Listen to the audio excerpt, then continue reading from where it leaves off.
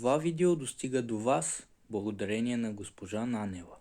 С специалната подкрепа на професионална гимназия по електротехника и електроника Михайло Василиевич Ломоносов и Университет по приложни науки град Улм.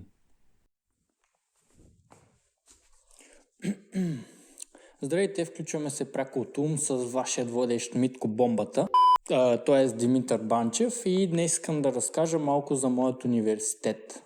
Но преди това ще разкажа малко за себе си. Казвам се Димитър Банчев, на 22 години съм и завърших ПГЕ през 2020 година с специално системно програмиране, което май вече не се предлага. Нищо, ПГЕ отне всичко от мен. Причината да отида да уча в ПГЕ е, че винаги съм имал интерес към компютрите и исках да усъвършенствам знанията си в тази сфера, а ПГЕ предоставя тази възможност на своите ученици. И също така искам да добавя, че ПГЕ ми предоставя възможността да участвам в безброй състезания. Не, че съм участвал във всички, но има и в които съм участвал. И там научих доста неща, които ми помогнаха и за в бъдеще. И последно, но не на последно място, искам да изкажа моите благодарности към ПГЕ и учителите в него, защото най-вероятно без тях този клип нямаше да съществува и нямаше да бъда където съм сега. И така, преди да започна да ви разказвам за университетът, искам да знаете, че този клип ще бъде разделен на няколко части и ще можете да прескочите до част, която представлява интерес за вас. И в момента на екрана си ще виждате всяка част и кога започва. Така, нека да започнем с малко информация за университета. Той е основан през 1960 година. Имаме два кампуса, като мисля, че вторият е построен сравнително скоро. Първият кампус се намира сравнително близо до студентските общежития, а вторият се намира до повечето софтуерни компании.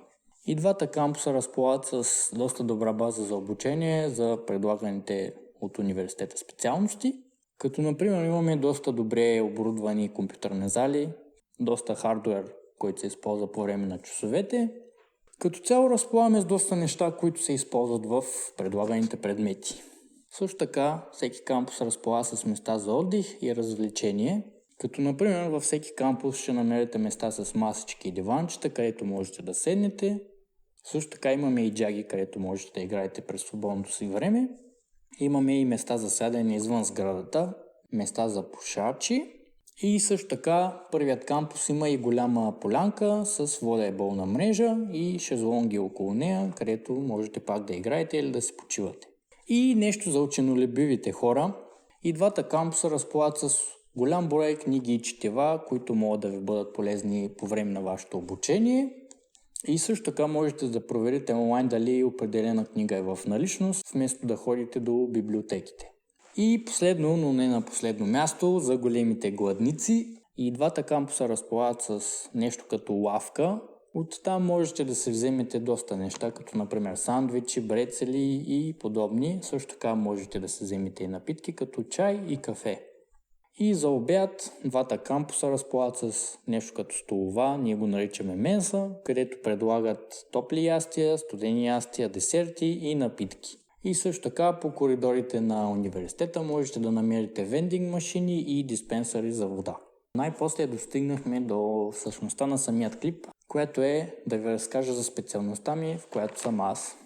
Името на специалността на български е компютърни науки, а на английски език Computer Science.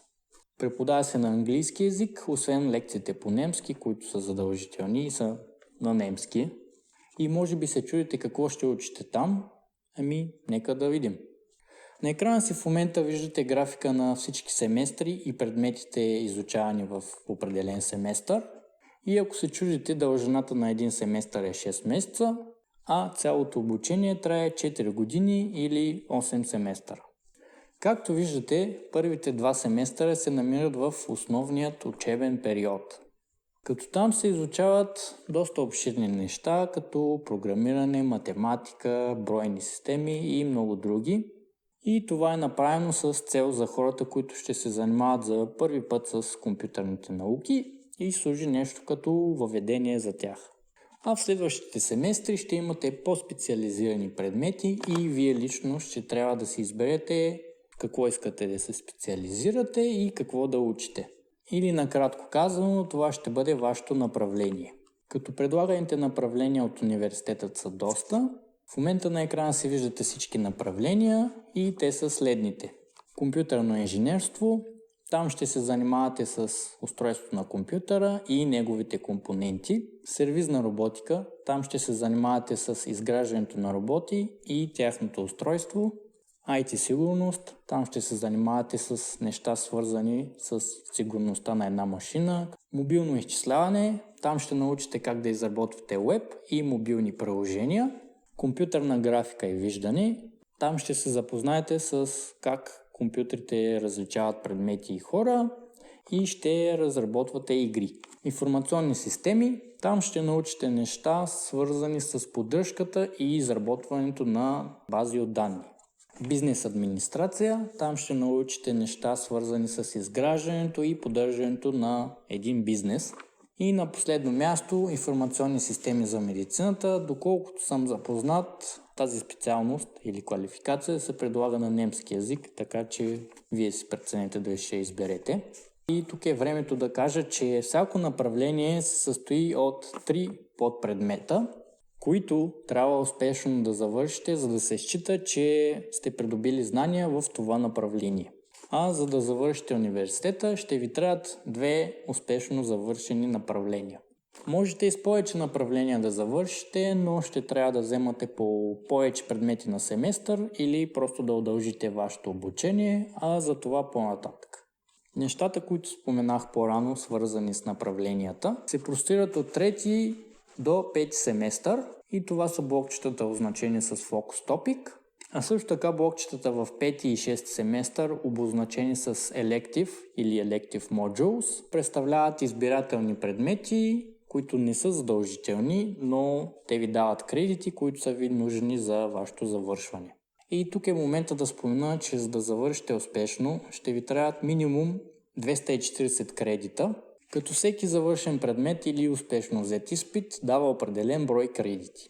И тези избирателни предмети могат да бъдат от всякакъв тип, като например предмети предлагани от други направления, езици и като цяло каквото бива предлагано от самият университет. Но какво ще изберете вие не е от особено значение, важното е накрая да сте събрали достатъчно кредити. Така, нека се върнем отново на графикът.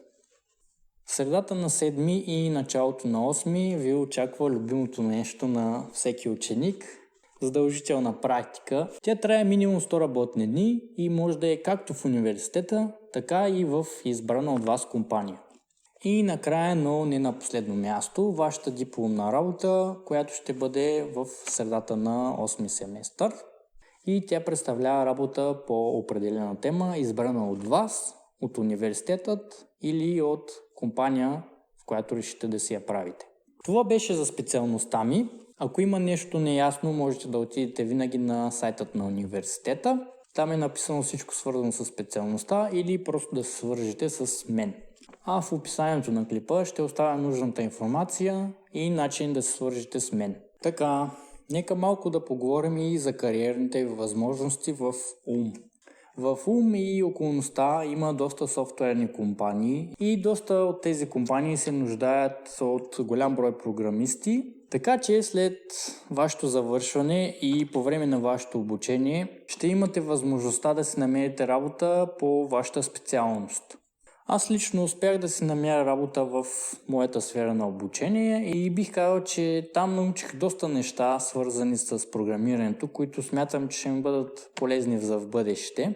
Така че аз бих казал, че ако имате възможността да учите и да работите едновременно, се възползвайте от нея, защото аз лично смятам, че практическата работа в компания е много по-ценна от нещата, които ще научите в университета.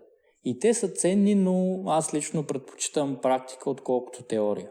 Стига толкова работа и учене, време е малко да разкажем и за самият град. И да, има дискотеки, но за жалост не пускат Азис. Нека да започнем с нещата, с които е известен УМ.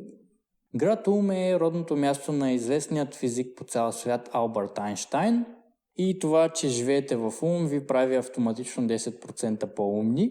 Също така в Ум се намира най-високата църква в светът, която е построена през 14 век. Още интересни неща за Ум са, че река Дунав минава през него и го разделя на две части, Ной-Ум и Ум.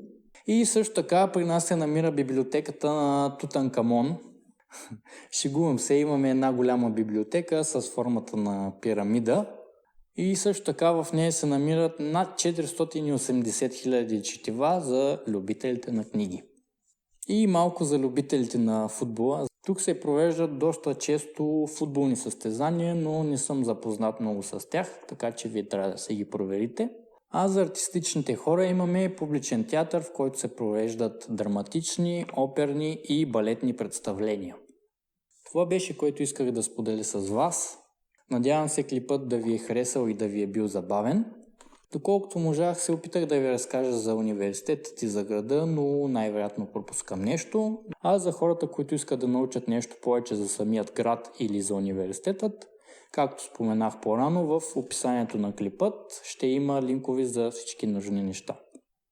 А ако имате допълнителни въпроси, сте добре дошли да се свържете с мен и аз ще се опитам да ви помогна до колкото мога. Това беше от мен и чао!